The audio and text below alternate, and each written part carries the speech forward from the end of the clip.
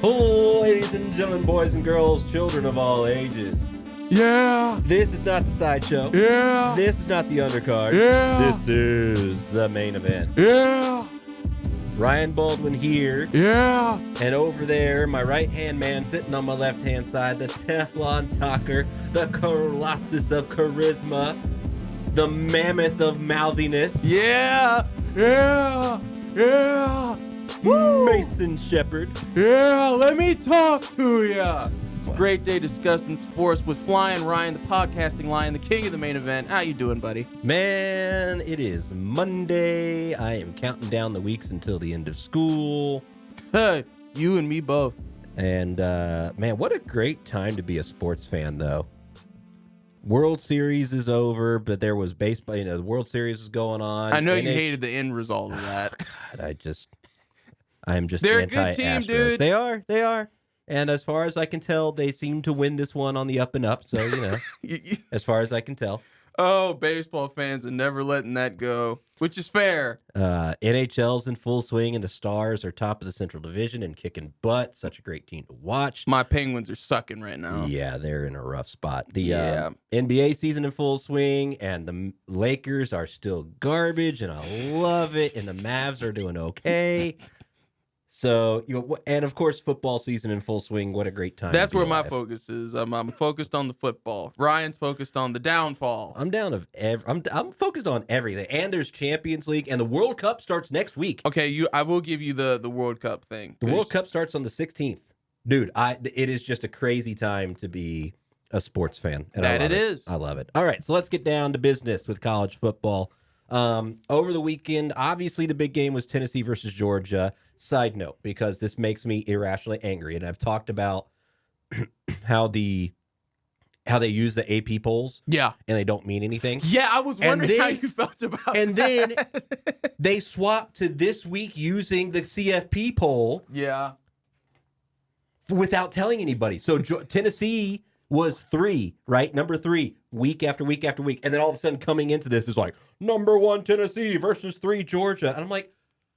So what was the point of even putting no? And I've made this comment before. It's because of money and getting more viewership. Because if a team's doing good, more people will watch it if there's a number by their name. Yes. I understand that, but it makes me irrationally angry that I'm like, okay, so week 1 through 9, you're telling me just based on the fact that you swapped over without telling anybody, it means absolutely nothing. Week 1 through 9, those pretty numbers. much. By the way, what flavor of blow pop we got there, or is that Tootsie Roll Pop? Blow pop. Blow pop. Okay. Grape. Blow pop or Tootsie Roll Pop? Blow Pop. Yes. Okay. So grape is the flavor for this particular segment. So Georgia beat Tennessee. Georgia reminded the entire world who they are and the fact that Tennessee. But here's the weird thing for me though, and I was excited. I'm excited. It's not really the word, but I was interested when Georgia won because I was like, Ryan and I can really talk about this. That game, even though Georgia, I know the score doesn't say it, but Georgia really did outclass Tennessee. Mm-hmm.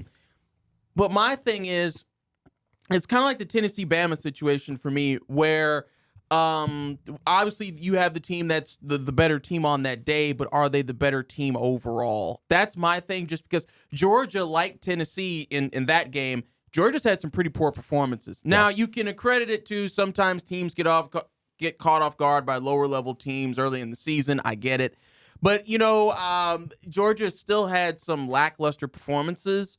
So really, to me right now, I know this is going to sound crazy, but hot take, I don't really see a number 1 team in the SEC right now. I need to see these teams play at least, which it's not going to happen, but I need to see at least the top 3 play each other again just to be like, okay, they're number 1, which of course will just happen in the SEC championship game. Yeah, well, and we'll get to that in a second, but that's gotten a little bit more interesting. Yes, too. It has. That's what I'm saying. Like I'm saying that there is no okay, Alabama's the best team, or Georgia. In the past few years, it was like, okay, Georgia and Bama are head and shoulders above everybody else.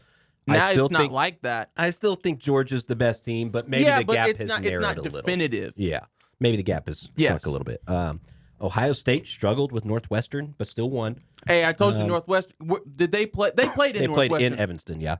They can take wins off of you. They didn't do it here, but they can. Yeah, and they're still going to be number 2 because they're undefeated, and they still beat Northwestern. So every good team is okay to have a bad game, in my opinion. I don't think that one bad game should have a detrimental effect. Ohio State's game comes with Michigan. That's the big one for them. And that's the end of the year, so a Yep. couple more weeks. Notre Dame beat Clemson, gave them their first loss, unranked Notre Dame. See, this is the ironic part, is that you and I'm like this with, well, really both, and you're like this with Notre Dame, where you're like, have they really proven anything?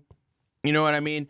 Keep in mind, like we just discussed, just because Clemson is ranked in the top 5 does not mean that they're a top 5 team. I've said this since the season started. They haven't really done anything. Yeah, they beat Georgia Tech, Furman, Louisiana Tech. Their best quote-unquote win came against number 10, who they're at the time, number 10, North Carolina State. And Which, are they even ranked anymore? That's a good question. North Carolina State, the Wolfpack is 22. But, I mean, And then they beat Syracuse barely, but Syracuse has now dropped off the face of the earth. So, yeah. I mean, and technically Syracuse gave that game away. They hadn't had the kind of season that you would expect a number 14. And again, they got ranked based on past accomplishments, not from a year ago, but from 2 years ago. Yeah, it's good God, it's okay. But I mean, Notre Dame win that doesn't mean much to me. No, I mean not for Notre Dame, but the fact that basically Clemson is now out.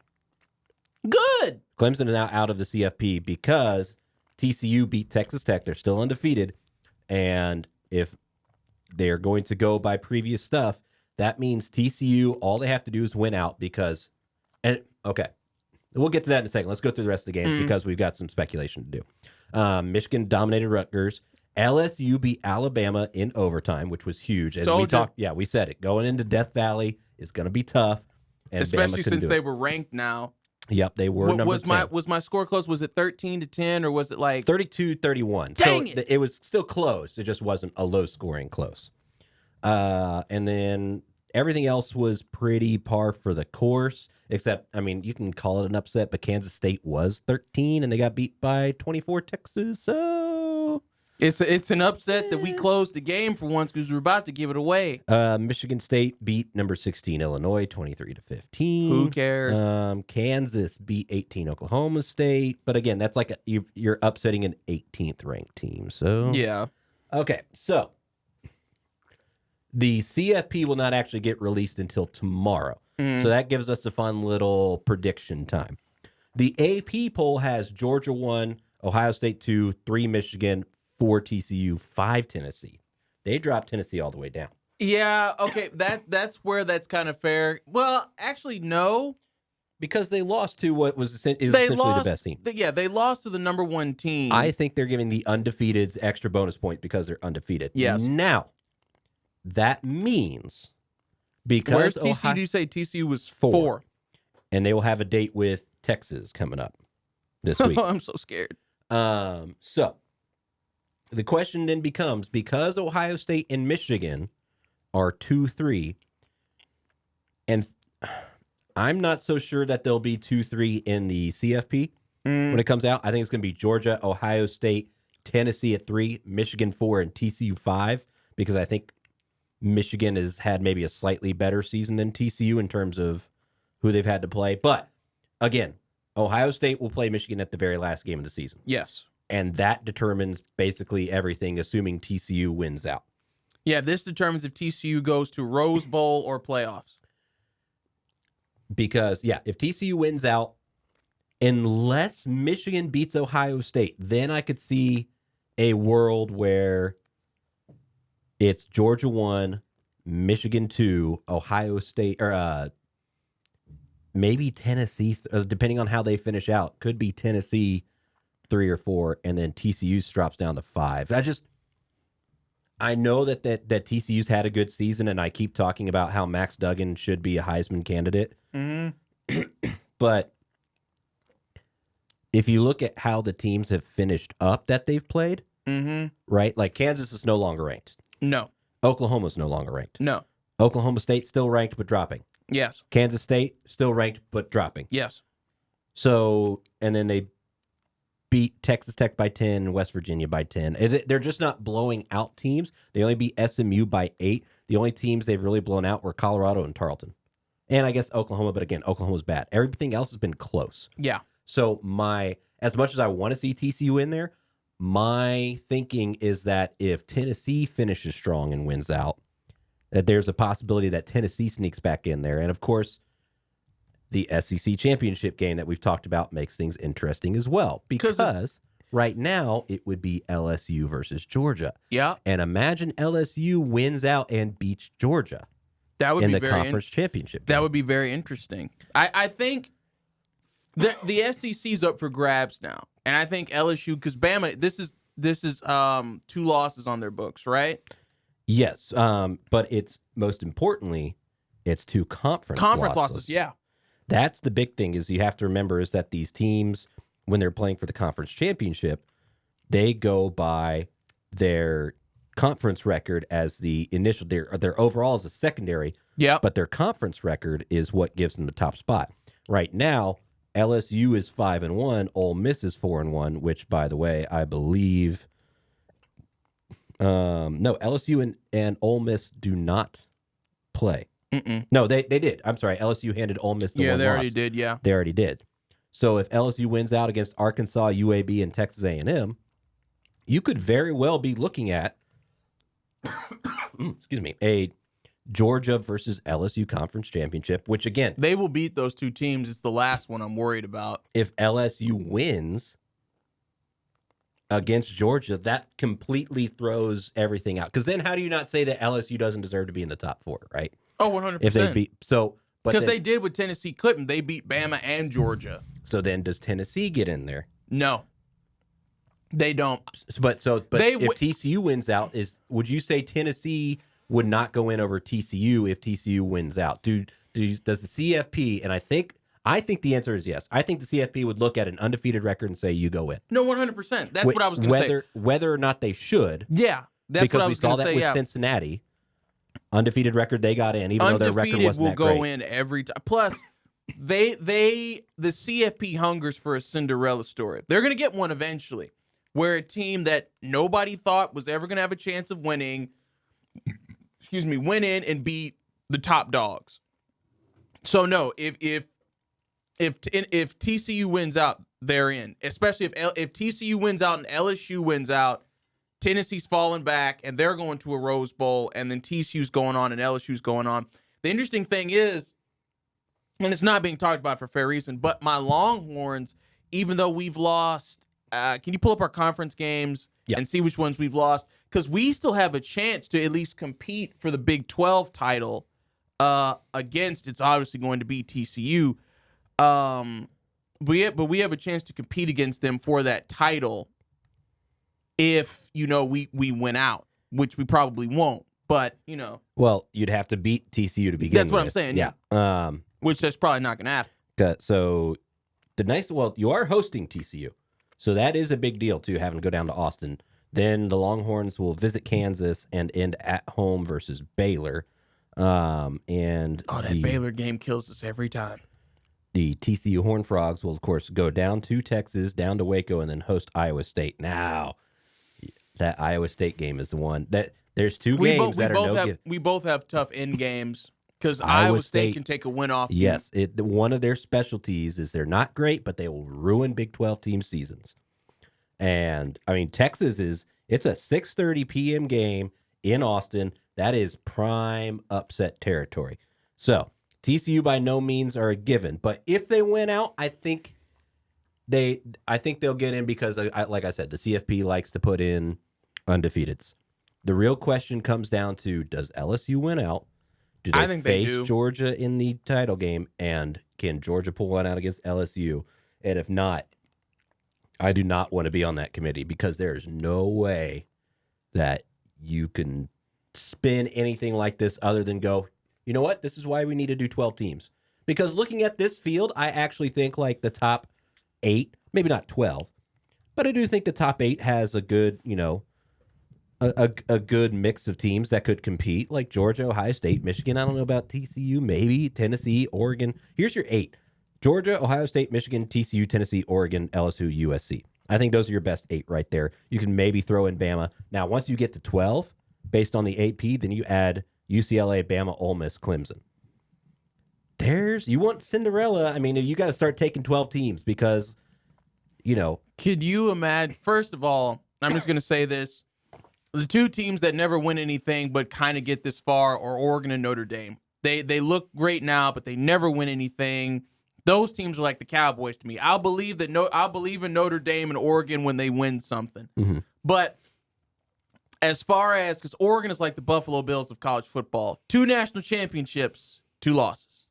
But anyway, what do you think the Alabama locker room is like? Well, with Coach Devilhorns in there, what do you think that atmosphere is going to be like when they realize that they're not going to be in a Rose Bowl, which, don't get it twisted, is the second biggest college football game besides the national championship? Well, I think they realized it this past week that's what it was like. What do you think is going to be like when they realize probably not going to the playoffs, and they're not going to go to like they're going to be playing, they probably will be playing in like the medium bowls where it's like, what's that one? Maybe if it's not used for, now I can see the Orange Bowl's used. The bowls that they use, I just thought about it. Sugar Bowl and the Cotton Bowl. Yeah. Those are the bowls that they use for the playoffs. Yeah. So they might play in the Orange Bowl or something where it's not like it doesn't really matter or make a difference. They just get a big cup of oranges or something. I think if it wasn't Bama, that most teams would be like, you know what? We're going to the Orange Bowl. But when it's Bama, you don't want to be that team that couldn't do what the other teams could do. Right? 100%. Right? Like especially going back a few years, and you're like, this would be only the second time since the CFP started that Bama would not make it. Yeah. The second time. And it started in, I think it was 13 or 14. It's 15. been like 15. It's been like 7. This would be 7 or 8 years and be only the second time that they haven't made it. Yeah. That's a losing season to Bama. Yeah. And it's kind of a shame because that's how college football goes, right? And that's one of the things I hated when they were just taking 1-2 was that, you're looking at Tennessee, and by all accounts, this should be a really good season. Mm-hmm. But if they don't make the CFP, those players are going to be disappointed and think like, man, if we had just beat Georgia. Well, because now bowl games don't mean as much as they used to. Right, yeah. Because of the playoff system. There's pros and cons. Well, and they've added so many bowls. That's what I'm saying. It dilutes well, do you think that, if Tennessee wins, they're going to be happy going to the, I don't know, Cheez-It Bowl or whatever it is? With the record they have, it would probably be up there Rose Bowl. Yeah, but it's still the same thing, right? Mm-hmm. But like when you have the Rose Bowl means less when you have when I don't know, as good as they're a home school, but yeah, when a team like North Texas is also getting a bowl and they might finish, they might finish at 500. That, in my opinion, because there's so many of them, that dilutes the fact that you're going to a bowl. I think the only way that I would separate the Rose Bowl from that is because that's still an experience. Sure. Going to Pasadena, playing on that grand stage, it still means something. Yeah, I would say that going to the Hawaii Bowl is an experience too, man. Go sit down on the beach for a week, and you're talking about everything but football. No, I mean you get to play in Hawaii get to play, the beach for a week, and you get to do everything else that doesn't involve the pigskin. You know what I mean? Yeah, but I mean, yeah, I think that. But it's a very interesting time right now. I still think going to 8 is better than 12, but I am 100%. I am a fan of expanding it because I do think, at least in this particular field, there are plenty of teams that would do a good job in that environment. So that's your college football roundup. Yes, sir. And like I said, CFP due out as of recording. It's about 28 hours or so. I believe it's 6 p.m. Central Time on Tuesday the 8th. So remember to check that out. Remember our predictions because we'll probably be right. Yep. We know this stuff. And, gotta know it, man. Coming up next, Mason's going to take a break. We'll swap him out with the one and only Zac Babb, and we're going to talk some UNT basketball. So don't go nowhere. It's just going to be a short break, and we'll be right back.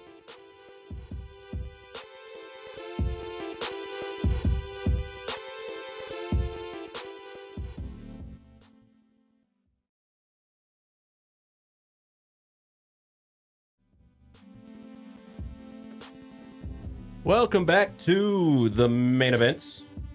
Ryan Baldwin here, and in place of Mason Shepherd for this segment, the one, the only, the voice of women's mean green basketball, Zac Babb.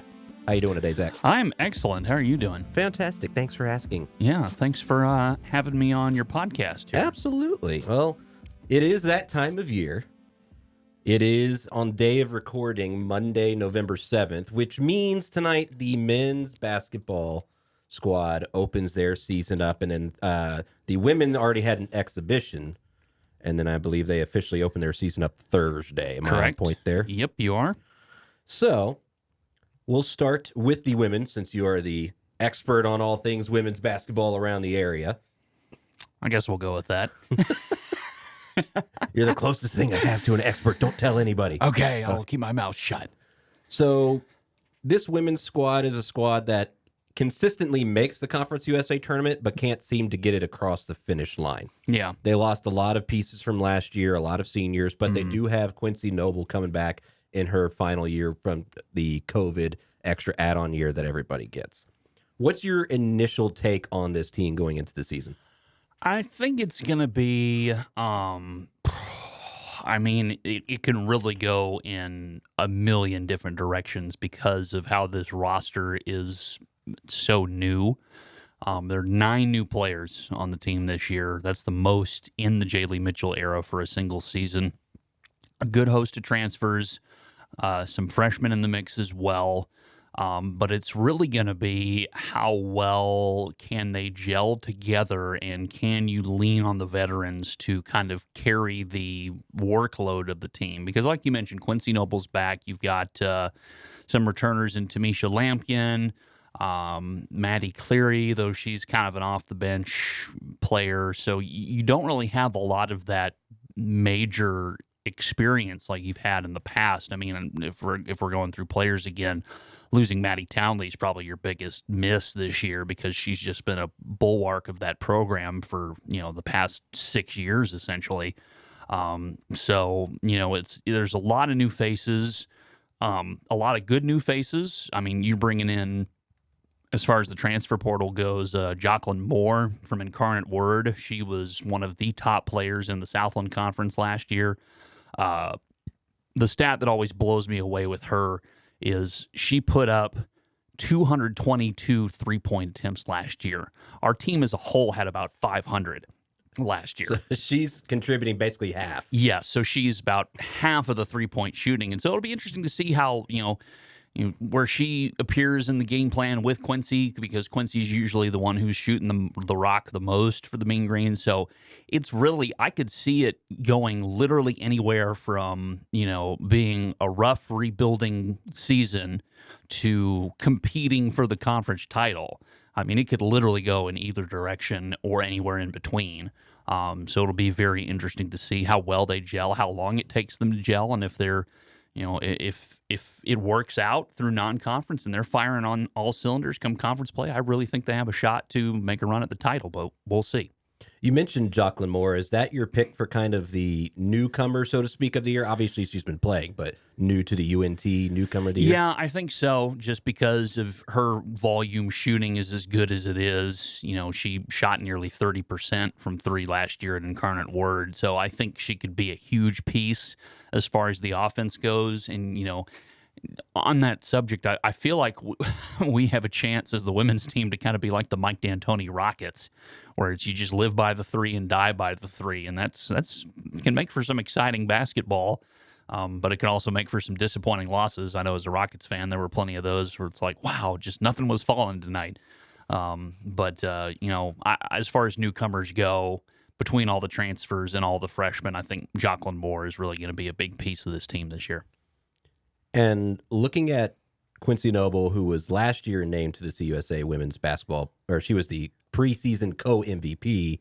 This year, it's a bit of a step down, just named to the preseason all-conference team, not necessarily MVP. In my opinion, watching her, she didn't have kind of the Quincy Noble-esque season compared to previous years last year.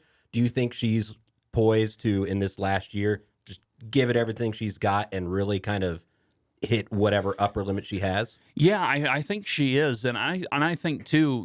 She's going to be a contributor in more ways than just the 3-point ball this year.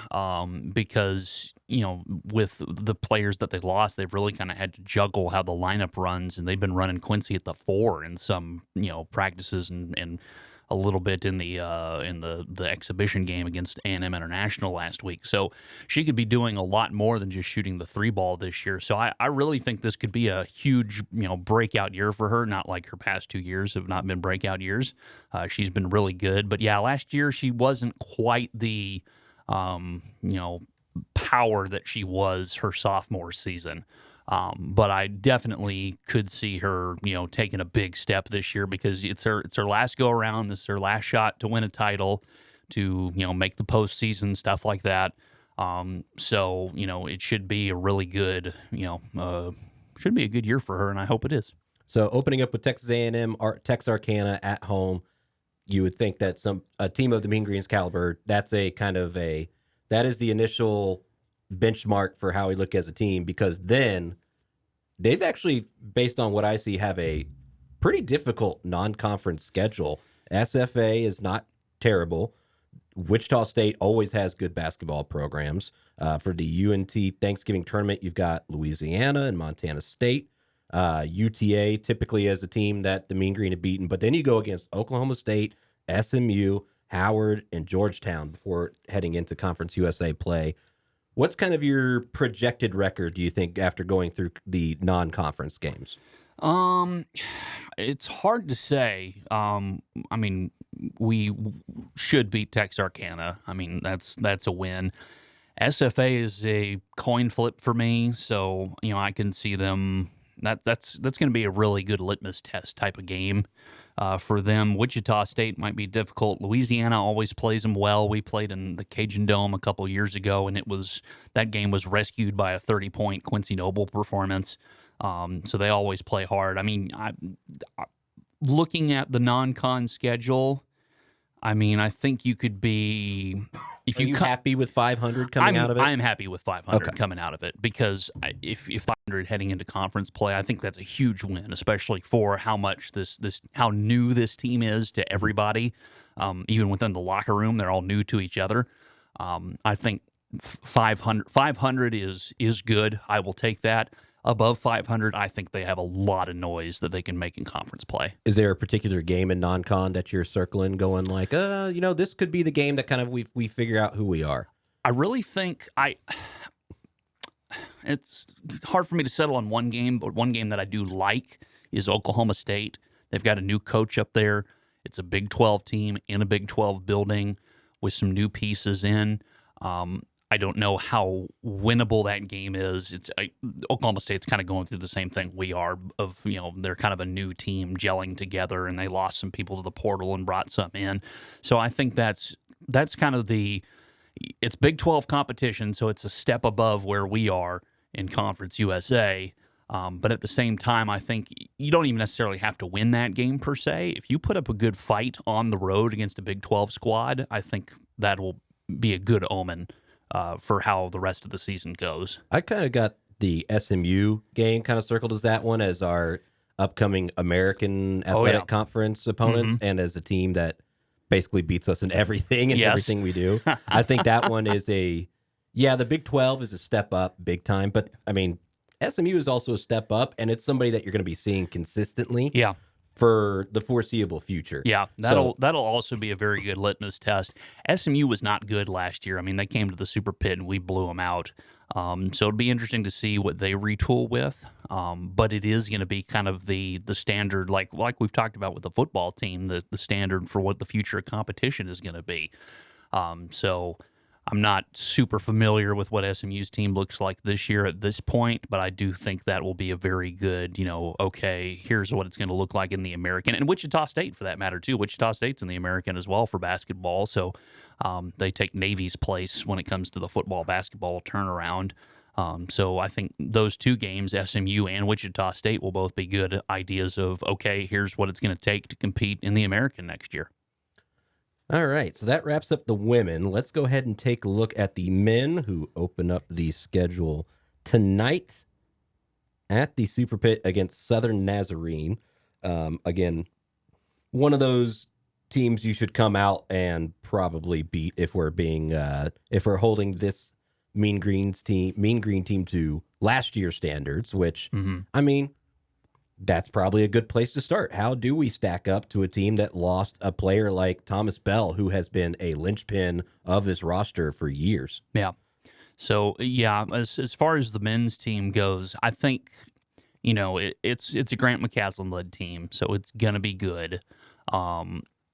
I really want to see how Tyler Perry fits in not coming off the bench anymore, because now you've your offense is sort of built around him now with all the players that left, and he's, all the newcomers with this team, and he's, not going to be the sixth man off the bench anymore. He's going to be a key, not like he wasn't a key contributor last year, but he's going to be a starter, and he's going to, the offense is going to kind of orbit around him.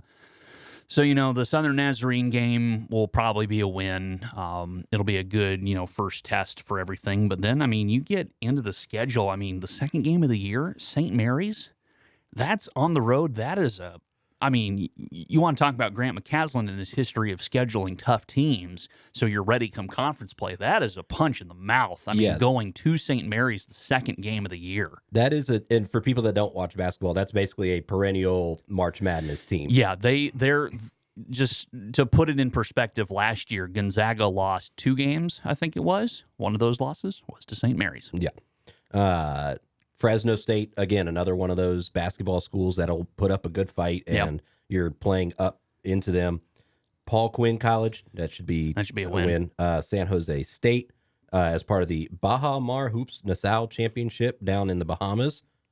Should be fun to be down there. Hank Dickinson will love that trip. But San Jose State, again, another one of those ones that competes for a March Madness. You're going up against top-level competition for the most part through most of this non-conference schedule. Yeah, and that's just the way Grant loves to build out his schedules. I think it's paid dividends come postseason and come conference play, because you work as hard as you can to try and knock off these behemoths in non-conference, and then you get into Conference USA, and that allows you to A, run the table against the lesser competition, and then B, try and trade blows with the powers that be in Conference USA, be that UAB or Western Kentucky or Louisiana Tech or whoever.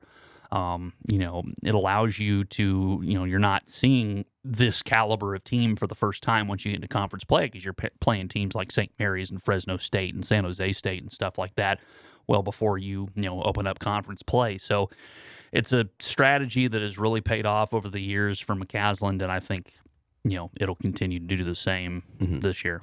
So obviously Tyler Perry is the guy, as he ended up being off the bench, albeit but sixth man of the year. Still the guy. Mm-hmm. He is still going to be the guy this year. Who is your non-Tyler Perry pick for a player to watch? Oh, man. Because I'm going to go with Abu Usman. Yeah. Because last year he really had his big kind of coming out year where he proved he could play and be that staple, not just on defense, because he was a pretty good defender beforehand guarding the rim, but he really turned it on offense last year. Yeah. And I guess the question for the Mean Green is, does he repeat that performance, or was it a one-year deal, flash in the pan? And I hope it's not, because he can open up a lot for this team and give Tyler Perry a lot of breathing room. And then it's just kind of question marks after Usman, I think. Yeah. One player I do want to highlight who I think could have a big year this year. He's still young, so he's still developing, but I think Aaron Scott could be a huge piece to this team. He played in all 32 games last year. He was on the all-freshman team last year. He only averaged 4 points and 4 rebounds a game. He was out there for about 16 minutes a contest. But I think as far as, taking the pressure off of Tyler, and then, of course, Abu is going to, draw tons of attention inside. But I think if you can get Aaron Scott really rolling this year, I think that takes a lot of the pressure off Tyler and Abu to, be able to have a third major contributor to this roster. So obviously he's still got some growing to do because he is just a sophomore, but he was great as a freshman, and I hope he's, continues to develop and becomes a big integral part of this team this year. And so I guess let's just go ahead and get a prediction on what you think. Do the Mean Green at the end of this year on the men's side go to their third straight national tournament? I'll be either way, NCAA, NIT, and do they win a conference championship in their last year of Conference USA? Not that it's not their first. I think it's be their second, I believe. It would be their One with they've technically won 3 in a row, but like one was the tournament, and then the other was regular season, Right. So and this then would be the other was they were regular season champs last year. So this could be the 4th straight title of some kind, right. Because they won the tournament the year before. Yes, Lost last year to Louisiana and Tech. then the year before that was they won the regular season, but COVID shut it down. Actually play the tournament. Yes, so it would be their 3rd straight or 4th straight title of some capacity. I think just because I don't know. I barely know anything about the freshmen or the transfers that have come into this program, but knowing Grant McCasland and knowing what kind of players he recruits and how his coaching staff works, and you've got Ross Hodge on that staff, who in my opinion is one of the best assistants in the country right now. I'm gonna say they don't win the regular season title, but they do make a run and win the tournament. I think you can't count out a McCasland team from when it gets to that one and done situation. Yeah, they know how to dig deep. They're not always going to be the best in the regular season, but yeah, McCasland will make sure those players are playing hard and playing to the wall every single game in the conference tournament. Oh yeah. So I think they take a step back in the regular season this year. I think UAB is just a monster. I mean, looking at them, the players they have, Jelly Walker's back over there. I think UAB probably runs away with it in the regular season, but it would not shock me to see a UAB UNT final in the tournament, and do not count the Mean Green out in that situation. Well, thanks for joining me, Zach, and talking UNT basketball. Appreciate all your time and your input. Yeah, no problem, sir. Thanks for having me on. All right, and we will take a break, and when we come back, we will welcome Mason back into the show and talk some more sports. We'll be back in a bit.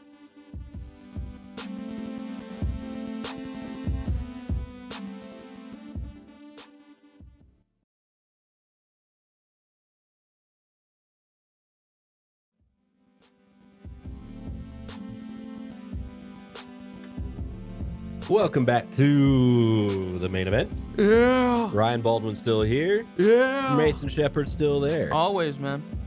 Moving on to the NFL. NFL. No fun league. That was kind of fun this week. It was all right for me. All right. It was all right. There's some major, WTF games. No? You don't agree? Nah. What? Besides Rams Bucks. Lions beat the Packers 15-9. That didn't really surprise me, if I'm being honest. No, I'm being for real. That did not surprise me. I was like, the Packers are on a downward slope, and the Lions don't suck like they used to. They're mediocre leading to bad. But, that didn't really surprise me. Jets beat the Bills. Okay, I give you that. That's 2. Seahawks whipped the Cardinals 31-21. Not surprising. That didn't do. The Cardinals you're are not looking good. at. You are not. The Cardinals are not good. I know, but you're not looking at the Seahawks team going yeah, they'll beat the Cardinals by 10 points. No, it's not about that. But exactly, they beat them by 10. You act like they blew them out by 50. I'm just saying, it's not that surprising. I don't agree to disagree. All right, let's run down the list here real quick before I. Thursday night football, Eagles beat the Texans, and there was much rejoicing in Philadelphia, because that's one of the only good things that happened in Philadelphia this weekend. Pretty much. They're the first team, or the first city in U.S. history to lose 2 championships in one day. That's tough. Because they lost the World Series on the same day that they lost the Major League Soccer Championship Cup, which was LAFC versus Philadelphia Union. Wow. I did not know that. Yeah. And LAFC won on penalty kicks. So it's like all that, they go to extra time, they draw, 2 more periods, and then they go to penalty kicks, and Philadelphia still loses. I mean, it's Philly. They deserve it. Let's be real about that. But, I mean, the football team's still good. Yeah, the Eagles still remain undefeated, even though they beat a bad Texans team. Yeah. Chargers over the Falcons 20-17. Can't really get a read on whether the Chargers are good. I mean, Me neither, dude. I feel like how they looked last year, they should be beating teams like the Falcons a lot worse. But I also, maybe the Falcons are actually pretty decent. I can't tell. They're 4-5. They're not awful. Ryan. They're not. Matt Ryan. They're 4-5. No, Matt Ryan's up in up in Indy. Like I'm trying to figure out.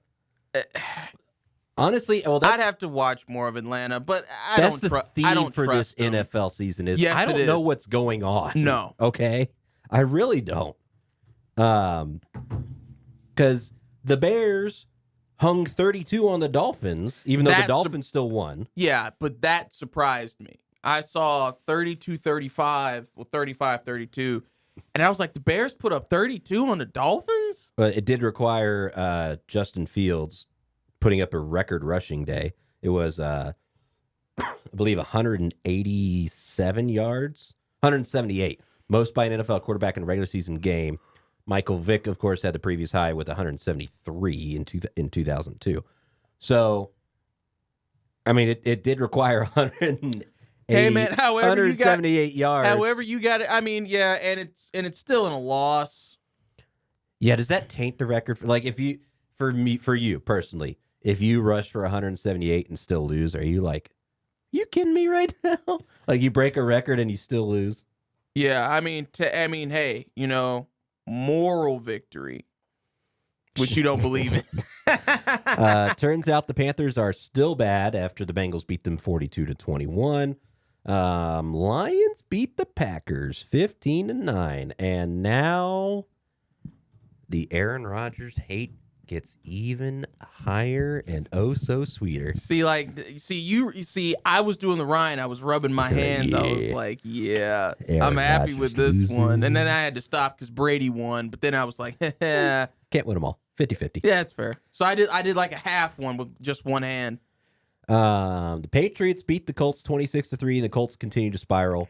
And they just fired their coach today. Yeah, and they brought on Jeff Saturday as an interim coach. That could be surprised me. interesting. Not because he's bad or anything. It's nothing against him. I just wasn't expecting that call. Longtime Colts offensive lineman. Really good good one, too, Analyst. Yeah, Pro Bowler, and I think he's going to be a Hall of Famer. He if not will. already. Jeff Saturday was one of the big ones. It was him, Nick Mangold, Jason Peters. No. But the Patriots won 26-3. Jets beat the Bills, which was a big shocker. Dude, I'm telling you, that AFC East is crazy. First, everybody was like, it's the Bills all the way. Then they were losing, and the Dolphins were picking up steam. It's like, okay, the Dolphins. Then they started losing, and then the Jets started picking up steam. It's crazy. I love the AFC East now. I think they may take. I think actually they have already taken over as the best conference in the NFL this year, at least. Yeah, them. Yeah, it was them. Or the NFC East. Yeah, NFC them West or the dropped off. NFC East. Yeah. Vikings beat the Commanders 20-17, narrowly squeaking one out there. At least they beat him. That's all I care about. Jaguars beat the Raiders 27-20. And the Raiders are bad. The Jaguars are not much better. Nope. Seahawks over the Cardinals. And, dude, Geno Smith. Now, if you want to talk about WTF, that's what surprised me. Might be taking the Seahawks to the playoffs on the back of an NFC West division winner. That would blow my mind. Yeah, I think it would blow everybody's mind. Good for him, though, because he always seemed like a nice dude who never, always, him and Tyrod Taylor always seemed like the guys that were never in a great position. No. And then, so it's his story was really, you just felt bad for him because you go from being on the Jets, which is already a bad choice previously, then you go from one of your teammates knocking you out and breaking your jaw after you've had poor performances for the last 3 seasons. Then you get your jaw broke and get humiliated, and then you fly under the radar. And now, it's even in his uniform. He's got a sleeve now. He's got a little swag in his uniform, and he goes out there. He commands this team. I don't have no hate against Geno. I'm happy for him. And then, do you think Cardinals fans are looking around at Kyler Murray, going man, we just signed this guy to a long-term deal? And well, I think teams in general are prone, and fans are prone to do that. But this Kyler Murray, it doesn't change the fact he's got a load of talent, and he was for a short period of time last season was in the MVP conversation because he was playing so well. So he's having a bad year. I wouldn't give up on him completely. But, I mean, I kind of expected him to go like this after the team, had to put you need to watch film for this amount of hours clause in his contract and then took it out. Yeah. So give the kid a break. You're not going to have a good season all the time. No breaks, not when you get that much money. Well, I mean, because I don't give, but to be fair, I do that to everybody because Dak didn't get a break when he got his money. No, he did not. I didn't give him a break. I don't give it. Once you're getting paid, there's a certain level of expectation. Well, you have to kind of give him a break. Okay, you have to kind of give him a break somewhere because what are you going to do? Go out and get somebody else and pay them money that even though their money's guaranteed? What else are you going to do? No, I get it. That's why I'm saying, like, that's all you can really do because they're not going anywhere. Cliff Kingsbury said before he got there, if he was and it's crazy how it worked out. He said if he was the coach of Arizona, he would draft Kyler Murray. Guess what? He became coach of Arizona, so what did he do? As long as he's there, Kyler Murray ain't going anywhere. No, I get it. So fans are just going to have to deal with that.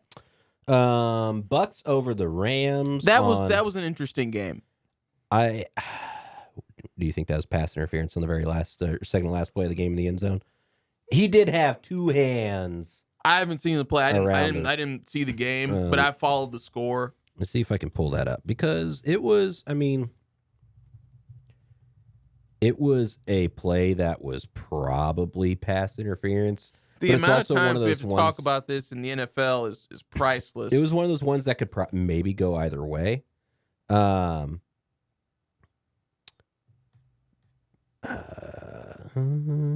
Could somebody show me the play? Anyway, while I look for that, let's go over the last game here. Chiefs over the Titans with Derrick Henry ruining my fantasy matchup. He put up 23 points, and now I need at least 15 to 20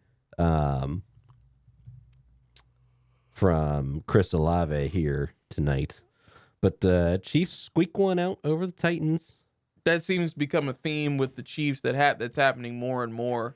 Turns out when you don't have Tyreek Hill who can just run past everybody for 6 points all the time. Nope. Now he's making someone else look good. Yes, Tua. Let's see here. Okay, so it's not a great angle, but it sure do look like it be pass interference theoretically when that loads up. Let's try. So that leads us into tonight's matchup, Saints versus Ravens. A game on paper that Lamar Jackson and the Ravens should win. But where's that game being played? Is it in New Orleans? Ooh, that's a tough one. That playing in that dome on Monday nights. Mm-hmm. I believe we are going to be seeing Jameis. Is it Jameis tonight? I was like, Jameis, and then I was like, oh, he's talking about Winston. Jameis Winston? Is that not it? No, right. No. Okay, still Andy Dalton. So not sure how I feel about that. But they will be without Michael Thomas.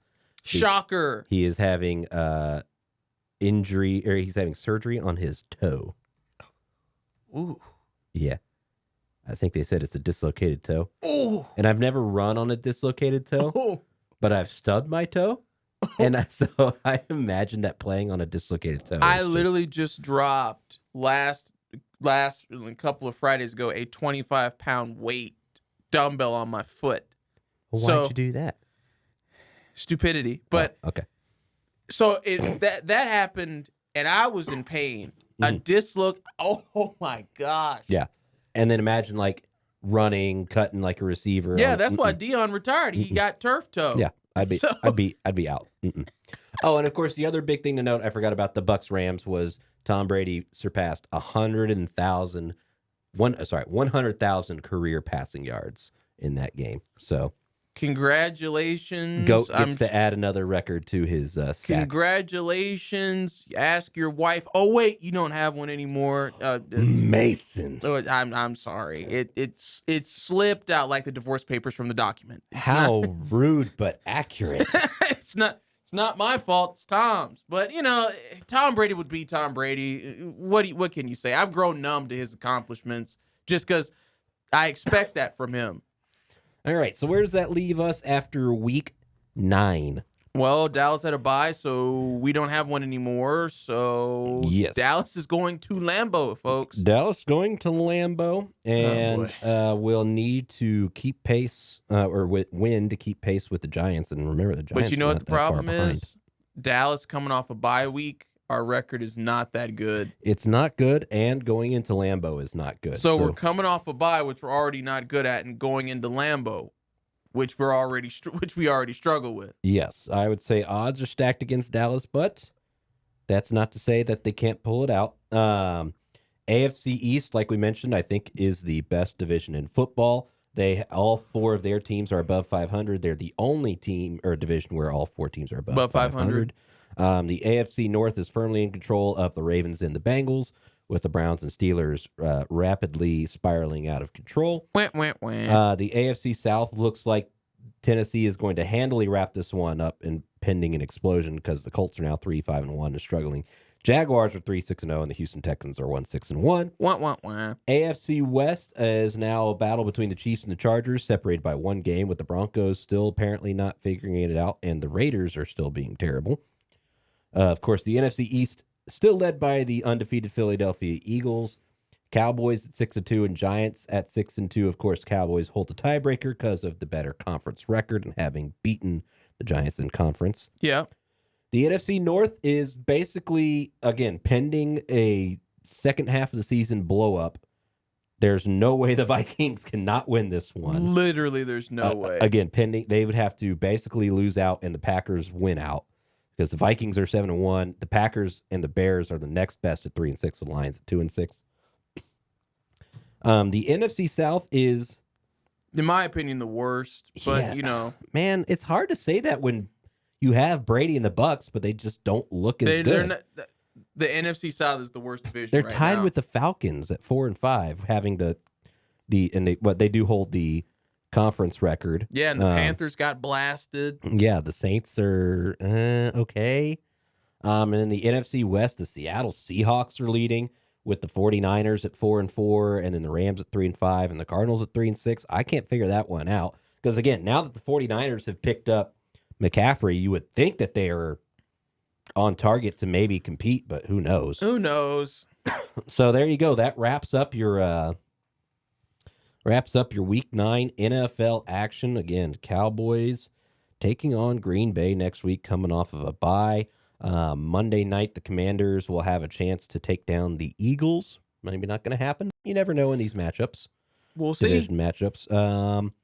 Minnesota and Buffalo should be a good game. 7-1 versus 6-2. Where's that game being played? At Buffalo. Ooh.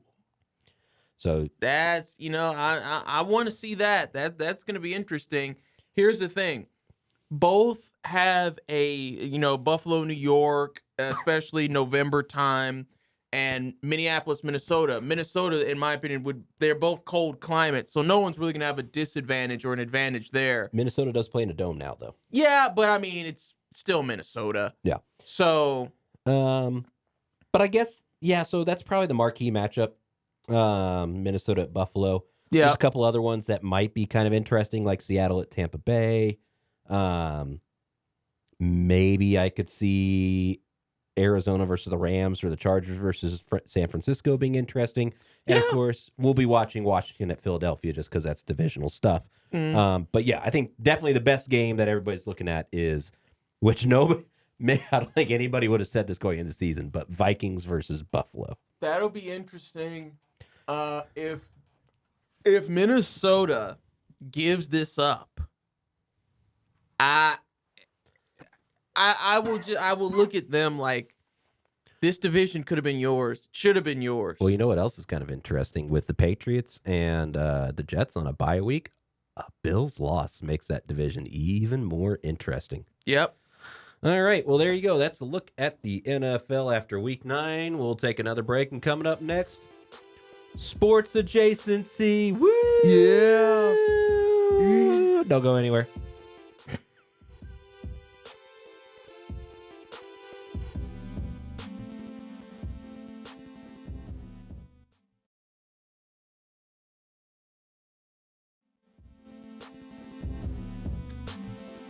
Welcome back to the main event. Yeah. I said something that made Mason laugh beforehand, and he's still dying over there. So I'll go, yeah. Yeah. I wonder if I could do the whole Ryan Baldwin here. Yeah. Mason Shepherd over there. Yeah. Do the whole thing by myself. I don't need Mason. I can be Ryan and Mason. No, you can't. No, I can't. All right, sports adjacency, Mason. I know you want to lead us off with it. So there have been some, well, it's not really some, it's been a lot, of updates as it pertains to Kyrie Irving. Mm-hmm. Basically, the commissioner of the NBA, Adam Silver, who does happen to be Jewish, made a statement that while he appreciates the $500,000 that Kyrie is going to be donating, he feels that it's empty without a proper apology because he doesn't feel like Kyrie acknowledged what he did wrong, which is 100% true. Because if you watch the interview that he did, he doesn't. Because literally quotes from him while he's quote unquote apologizing is, I don't know why I'm getting so much heat. It's not like I'm the one who wrote the book, or I've said this so many different times. Why don't you guys just, take what I say? Or the classic, Kyrie, do you have any anti-Semitic beliefs? I've said it before. I don't know why you guys keep asking me the same questions. Like, I'm just going to stand by what I say. I love all religions. I love all walks of life. I can't be, and this is the thing, that was still bad, but it would have been like, okay, that's how he chose to say it. But this last part really was the bad part. He said, I can't be anti-Semitic if I know where I come from. And they were like, what does that, Kyrie, I think people just they were trying to help him. They said, Kyrie, I think people just want to hear you say yes or no. He's like, I can't be anti-Semitic because of where I come from.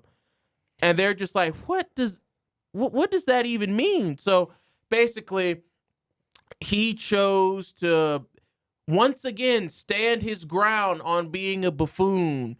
And so he's paying for it, literally. Because besides, one of the major developments in this is that besides him donating $500,000, two major developments are he will be suspended 5 games with no pay, which is well earned because he's an idiot. And on top of that, he was supposed to have a new shoe drop with Nike. That is no more. Yep. And they haven't completely cut him like Kanye, with Adidas. But they are looking into potentially not really carrying his shoes right now. Again, all well-deserved. Because it's one of those things, it's like what we talked about last week. If you are going to say something, and when someone says, hey, I'm not really cool with that, you can try to explain yourself. But at the end of the day, no amount of explanation is going to make that person feel better about it. So just apologize and move on. This is the problem with a lot of people in society in general, but we're sticking with athletes. But in general, so many people feel like, oh, if I apologize for this, then I look weak. Then I make it seem like the media can control me and what I say. And it's like, dude, shut up. Stop being prideful. Apologize. And this, I'm not saying it will blow over because that's the wrong terminology to use for something like this. But you wouldn't be out of money. Like, I'm not even talking about like giving money to, anti-defamation. You should do that anyway. But I'm just saying, like, you wouldn't be suspended 5 games without pay. You wouldn't have to meet with the commissioner. You would not have Nike not wanting to produce your new shoe. This idiot is having this happen because he is so convinced. And my dad said this, and I agree with this. He is so convinced that he's smart because he went to Duke for 1 year. He is so convinced that he knows more about certain subjects than other people. Because you heard that smugness in him. I can't be anti-Semitic because of where I come from. Like, everybody's supposed to know what that means, and if that's supposed to mean something. It was that interview he did was very awkward. It was very crass. He was very non-sincere, and it's one of those things where we really wouldn't be talking about this if there's a reason why Kyrie Irving had to be kept away from media for what was it, a week?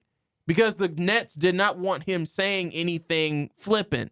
And as soon as he was ready to talk in front of a mic again, said something flippant. So I'll give more in depth on my thoughts, but after hearing all that, and obviously you have ESPN like I do, so you're aware of all of this. I mean, what are your thoughts on all this? Well, I also have more developments that are coming down today. Yes. So, I haven't heard of anything happening today. well, first of all, the fact that he only gave an apology on Thursday after he was suspended is very telling. Yeah. Like, you aren't really sorry. You're sorry that you got suspended. Well, in so the now you're beginning, he making an wasn't going to apology. apologize initially anyway, so. Right. So, coming out today, he has been suspended a minimum of 5 games, Okay. and he has been given 6 things he needs to do to be reinstated by the team. Mm-hmm. First, apologize and condemn the film he promoted. Now, in his apology on IG, he did apologize, but he did not condemn the film. No. He said, I want to this is a quote from his apology. I want to clarify any confusion on where I stand fighting against anti-Semitism by apologizing for posting the documentary without context and a factual explanation outlining the specific beliefs in the documentary I agreed with and disagreed with. So he did not condemn the book. Which is what people want him to do. He did say at one point, where is it? I posted a documentary that contains some false anti-Semitic statements, narratives, and language that were untrue and offensive to the Jewish race and religion, and I take full accountability and responsibility for my actions. Again, does not condemn it. So I think he's going to, according to this, he's going to have to actually say book/film is bad. Make a $500,000 donation to anti-hate causes. Check, doing that. Complete sensitivity training. He's not. I don't see him doing that. Complete anti-Semitism training. Don't see him doing that either. But here's the deal. I've worked in enough corporate environments that these kinds of sensitivity trainings are ones that people have made, right? They're made by a different company that specializes in this.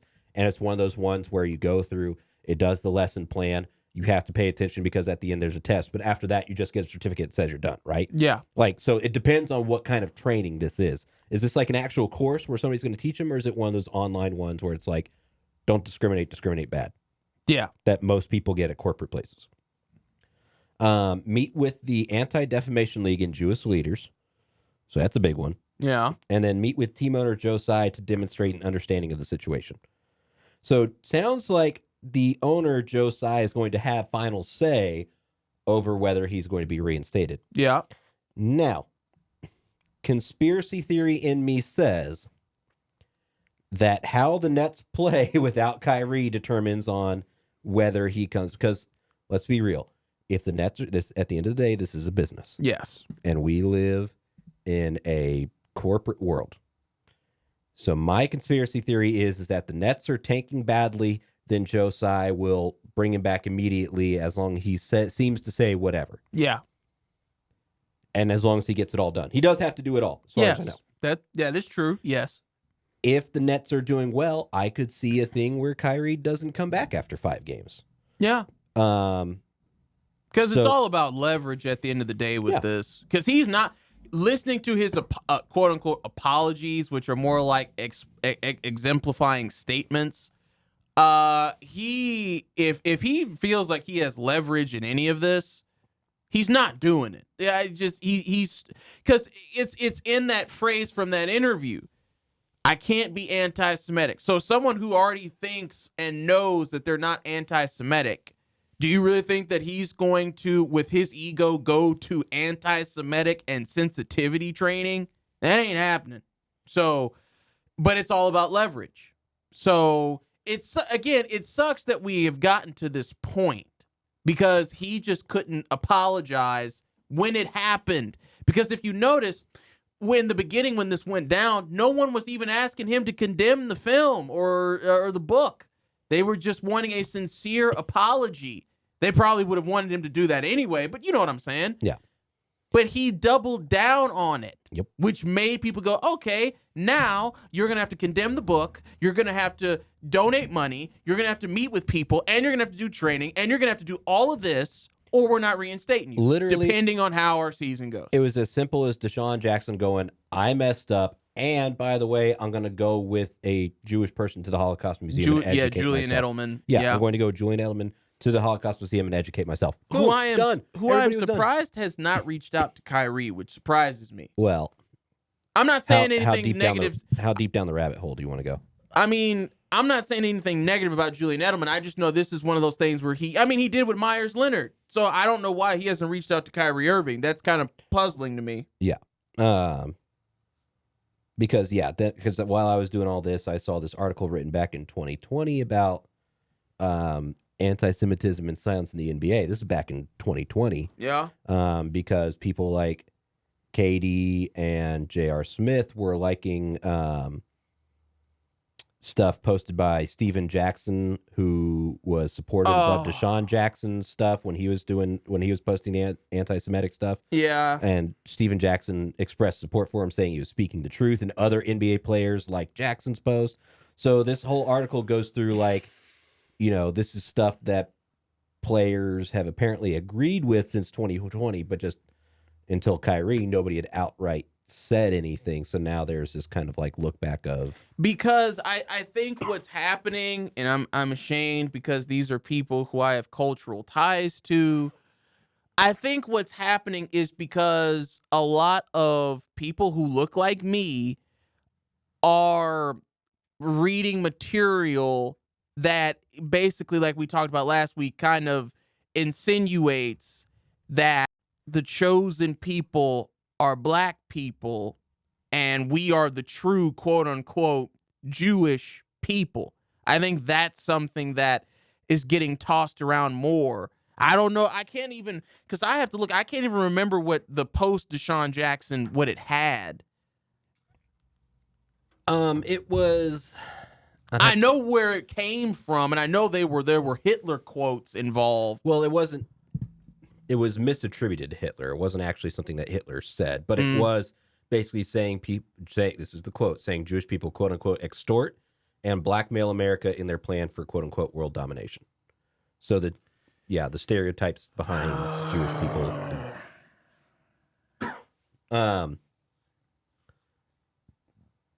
None of this is. I don't understand where this comes from. I literally don't understand where this comes from.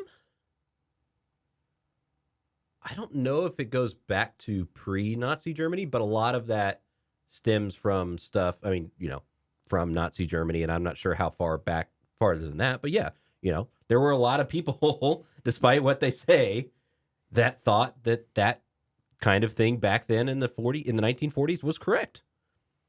I mean, just look at how long it took America to get to where we are now, and that's still not great, right? Yeah, you're telling me. So, I mean, it was not that long ago chronologically. Less than 100 years. Chronologically it wasn't, but I don't understand why people feel comfortable being that stupid. But beyond that point, because we're about to get to stupidity in a minute, or really more evil than stupidity, but this whole Kyrie thing, he's just really showing people how stupid he can be, and that's on him. The more money he loses, that's on him. I'm not a fan of him as a person, excuse me. And this isn't for me and you to have a debate, but I'm just saying, people, especially people here at UNT in the sports department, for some reason, you can say what you want about LeBron James. He hadn't done anything like that. He may have made some insensitive post about China and all that stuff because he was ignorant, but he had never said something like that. Yeah, I guess it just kind of depends on LeBron. I have hypocritical issues with not coming out and saying something incredibly stupid type deal. That's fair. Okay. Speaking of incredibly stupid, yes, let's move on to the Boston Bruins signing Mitchell Miller and then immediately dropping him. So, the story behind this. Back in the 2020 NHL draft, Mitchell Miller was a 4th-round pick by the Arizona Coyotes. But the Coyotes relinquished his draft rights, and the NHL is a little bit weirder too when it comes to the draft, because when you're drafted, you don't necessarily have to go play right away for that team. And there is a farm system, but a lot of these younger guys will go back to, if they were playing in Canada in one of the Canadian leagues, they'll go back to Canada, or they'll go back to their college and play for a little bit. So it's a little bit different than the NBA and NFL drafts. Noted. So they relinquished, this was back in 2020, October 29th, 2020. So about 3-4 months after the draft, the story comes out that Miller, who was 18 years old at the time of being drafted, in junior high, severely bullied. Let's go with severely bullied. A classmate, a black classmate with developmental disabilities in his hometown. And the Arizona Republic published an extensive report on it. So this is fully documented. Yep. Was this, when you say junior, you talking about high school or middle school? Junior high. So middle school would have been. Some people call like. That's what I'm saying. Some people call middle school, junior high. I thought this was high school. Well, let's see. In 2020, he would have been 18. Miller ended up being he and Miller and another middle school classmate were convicted in juvenile court in 2016. Oh yeah, because it's juvenile court. Yeah. So it would have been a middle schooler. I'm pretty sure. Yeah, if it's juvenile, yeah. So yeah. He said he began abusing the mother of the child of the abused child said that Miller began abusing her son in 2nd grade, and middle school runs like 2nd through 8th. So that means there's 6 years, and repeatedly used racial slurs.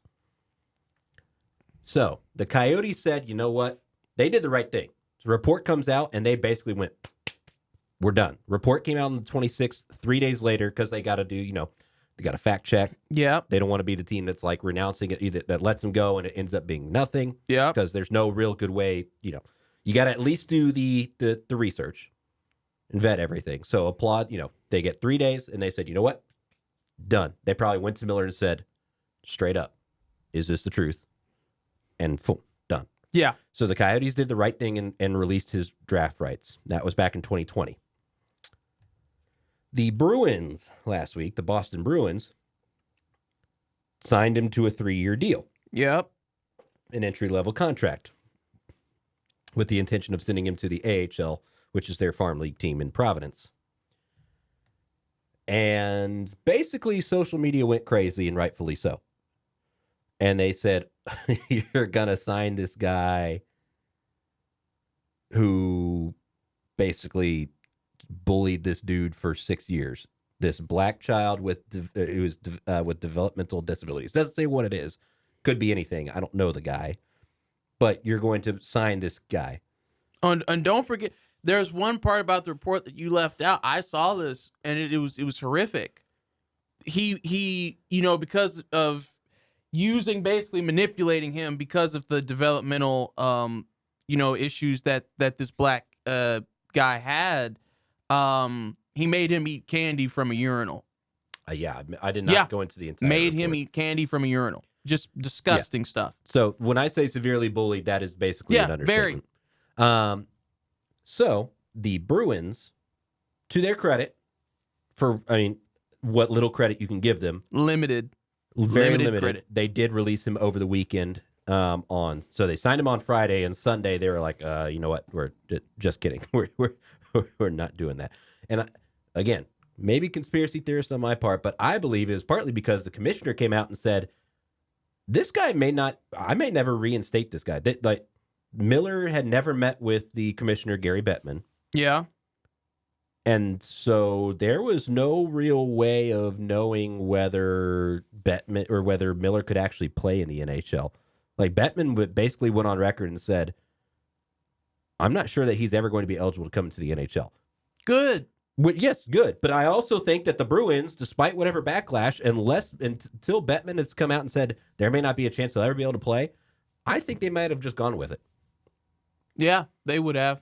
Because you already signed him. Yeah. Now, let's see how you feel about this, because today the Boston Bruins president Cam Neely came out and he said they talked about signing him back in August. They said that this is the quote, from everything I've heard, he was working on himself, working in programs to better himself. I was under the impression it was a 14-year-old kid who made a really, really bad decision and did some horrible things, and he's 20 years old now.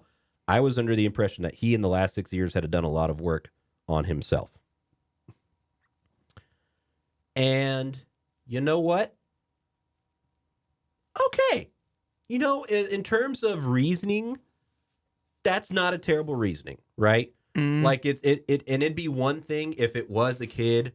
Like, you know, like I said, I'm not a fan of if a person said one terrible thing in a tweet 10 years ago, I don't think that's representative of who they are now.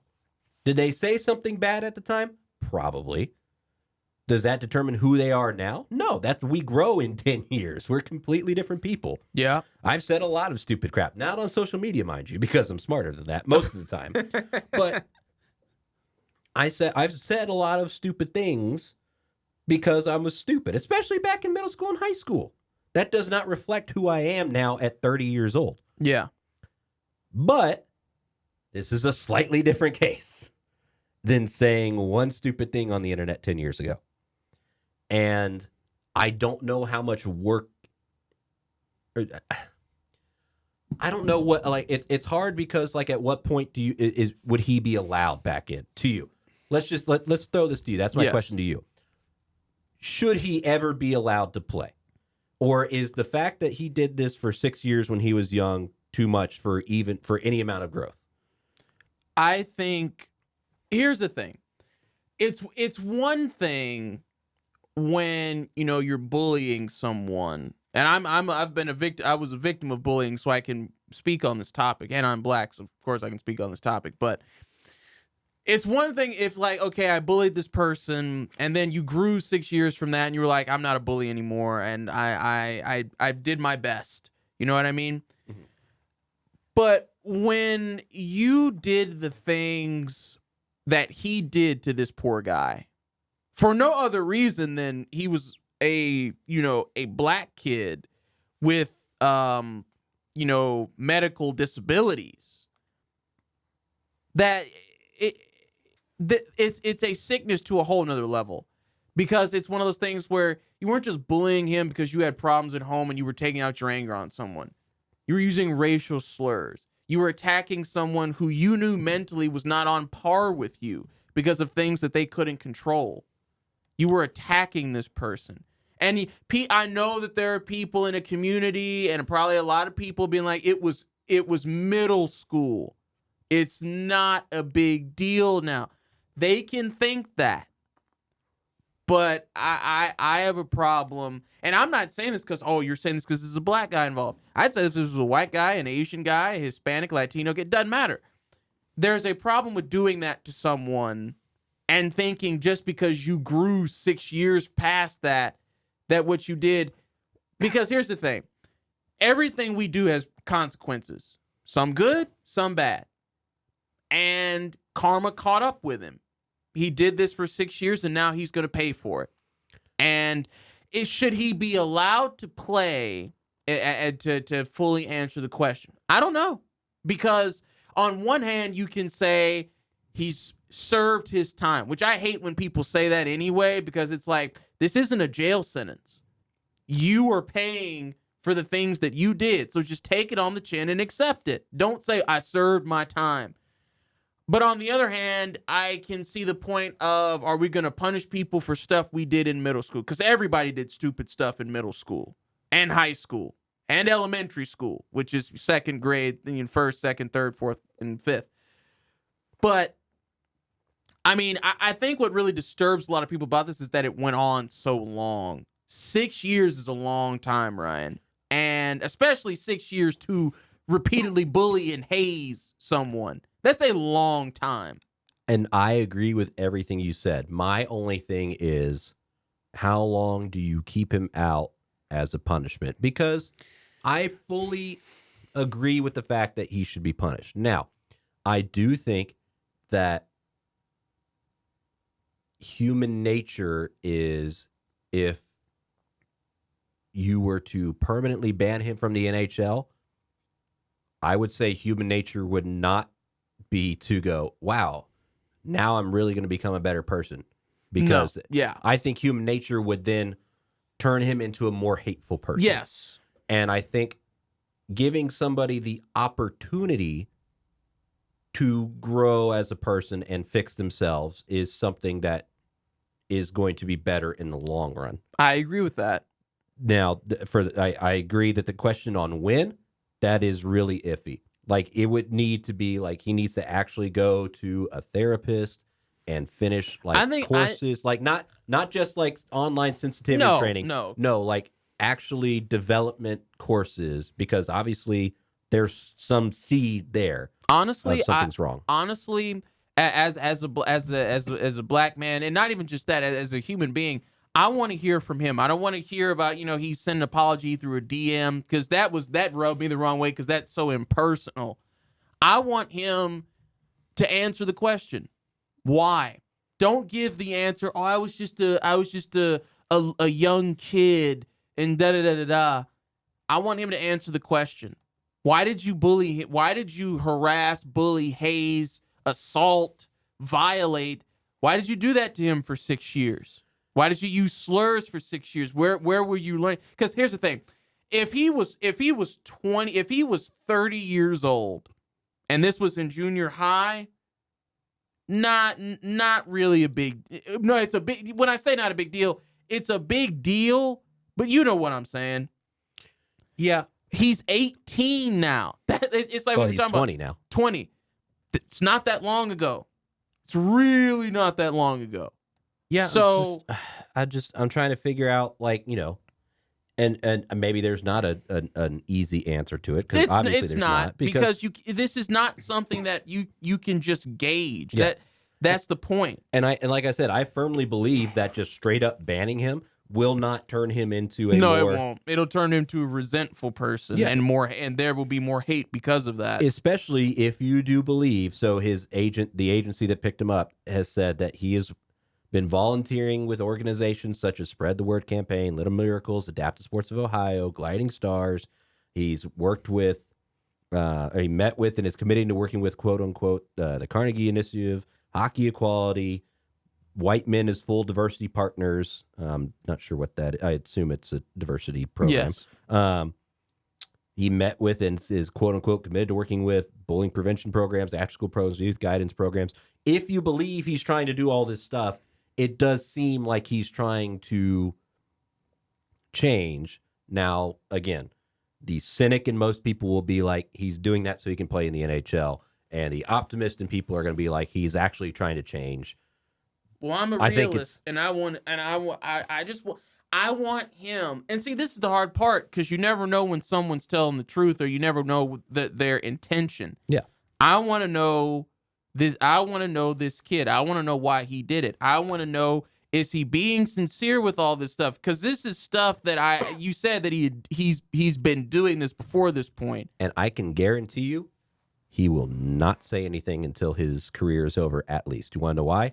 Because nothing he says is going to not be spun 30 different ways. No. Good or bad. And he could say the perfect thing and people will still have a problem with it. So it's better for him to just say nothing. No, I get for that. Him. I get that.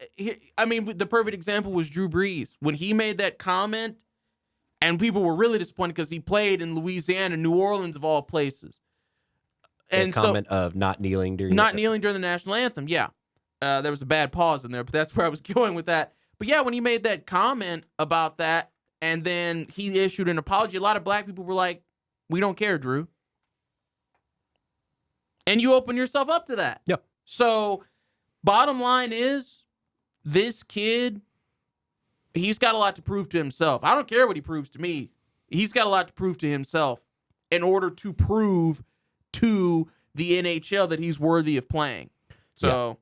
I'm thinking it's at least a couple more years before he even gets in front of the commissioner, and because he's the post from his agent was that he has worked with and is committed to, or has met with and is committed to working with a body of work. If he's being correct with all those places, maybe he can then go to the commissioner and say, "Here we go." But okay, so a couple quick things to note, and so we can end on something a little bit happier than that. The Baseball Hall of Fame voted earlier in this year. I love when this topic comes up. Big Papi made it, David Ortiz, but a couple of players did not. Barry Bonds and Roger Clemens included in that. Put Barry Bonds in. Well, Barry Bonds is going to get his chance because this year is the cycle for the Contemporary Baseball Era Ballot Committee, which basically goes back and looks at players that didn't get a chance to get in but maybe should have been in. Mm-hmm. This is basically what they do. It's a group of 16 people, and just like the regular Hall of Fame voting, 75%, so 12 of the 16 have to vote for you to get in. Mm-hmm. And Barry Bonds is going to be on this ballot. Put Barry Bonds in.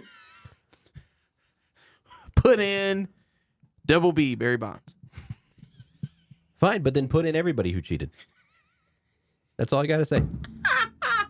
That's all I got to say.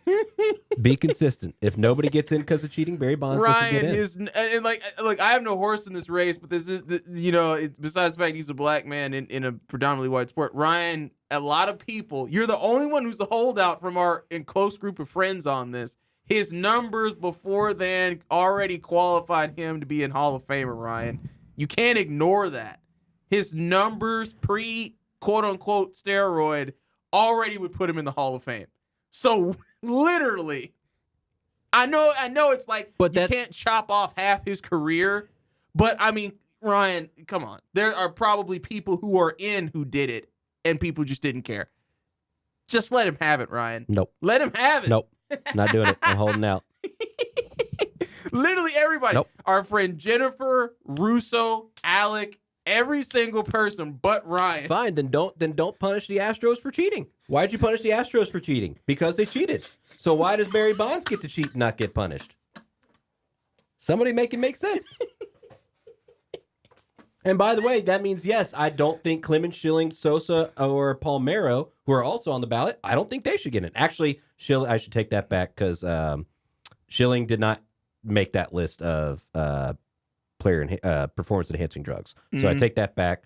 But tying this back in with everything else, after he retired, he did have hateful comments towards Muslims, transgender people, and journalists. So people just can't stay out of trouble. No, they can't. So yeah, December 4th, they will meet, and I assume we will get the decisions after that. The nice thing about the contemporary ballot is I don't think you can come off of it. No. They just decide who gets to go on it. Fair enough. And then, back to hockey for some good news.